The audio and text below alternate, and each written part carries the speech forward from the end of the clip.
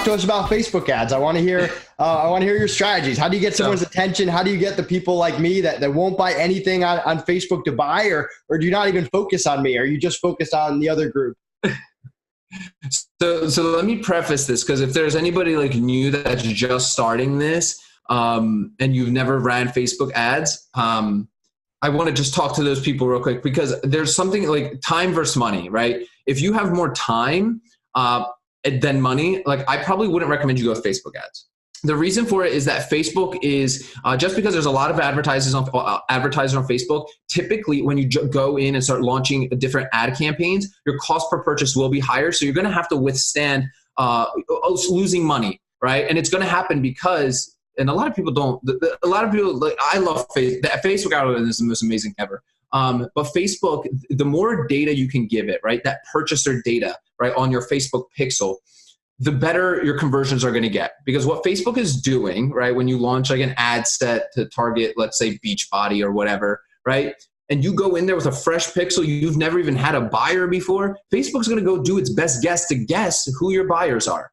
And I'm telling you right now, like, guessing is not a good thing in this game, right? You want to give Facebook at least like a handful of buyers that they can be like, okay, what are the unique characteristics amongst all of these people that I can then serve ads to people who like Beachbody, right? Who are most like these group of, like, let's say 100 buyers that you already have given Facebook.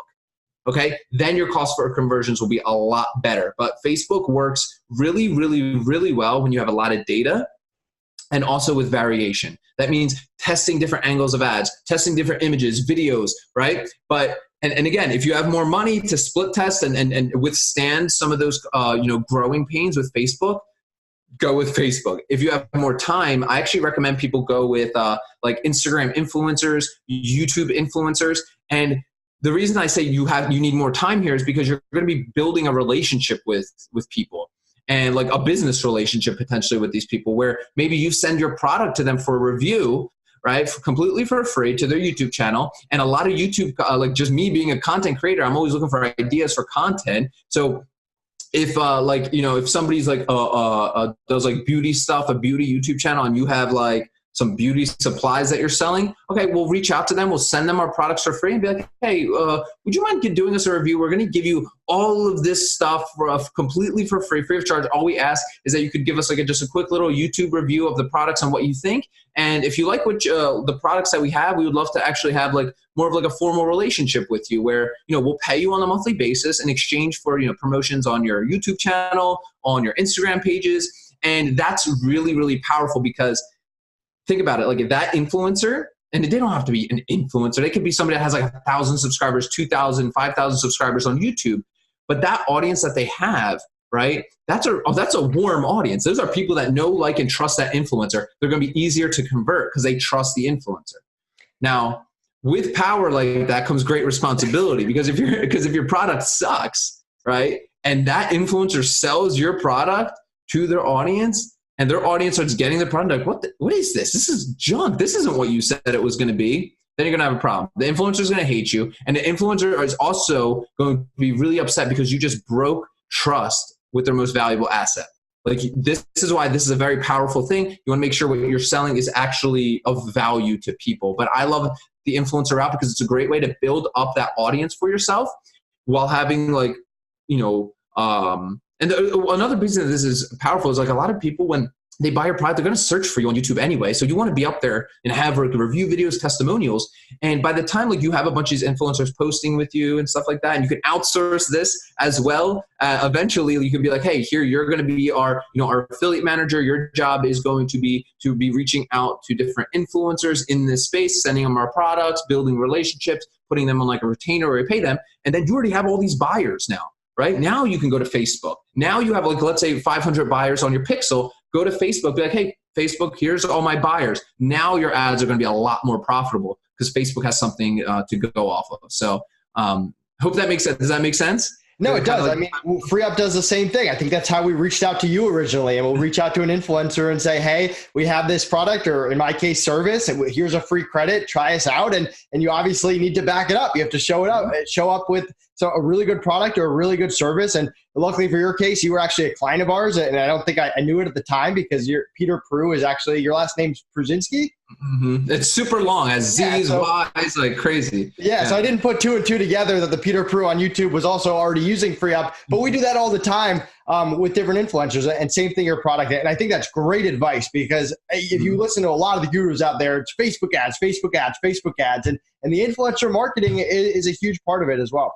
And the thing is, what a lot of people like, just like comment on that is like, when you, and I see these too, like, oh, I got this ROAS, like everyone's like so in the weeds of their business, where I'm like, I need to pull you out of there, because like, you're a CEO.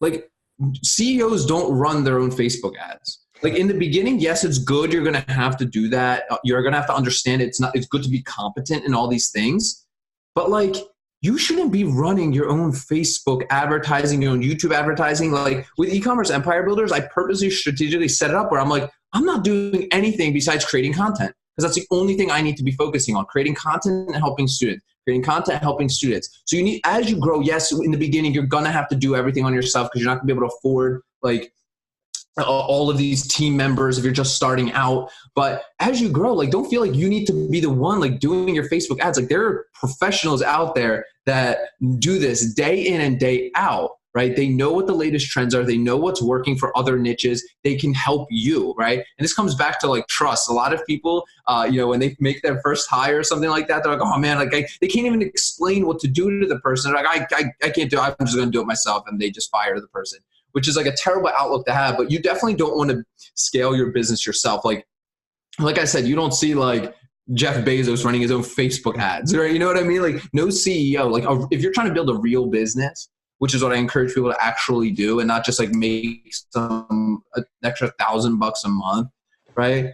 You have to be like a CEO. You have to take that role. You have to be like, the reason CEOs are so sought after is because like you'll see like Fortune 500 companies like hire strategic CEOs, because they know how to like position team members to do what to put people in the right roles and to scale it. Like, the CEO is really just amazing at managing people to put them in the right spots, so they're doing their job at 100%. I can tell you, like, for my e-commerce success, for the success I've had with my consulting side of my business that I have now, is like because of the team. Like, there's no way in hell I was able to do this stuff by myself. Like, nobody has enough hours in a day to do everything effectively.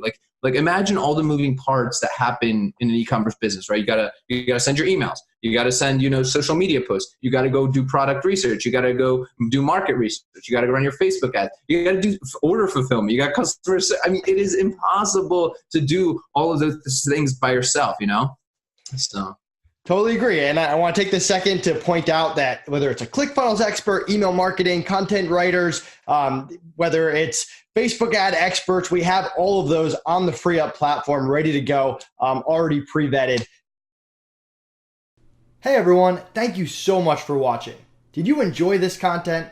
If so, click like, leave us a comment, and subscribe to our channel so we can continue bringing you great content all about hiring.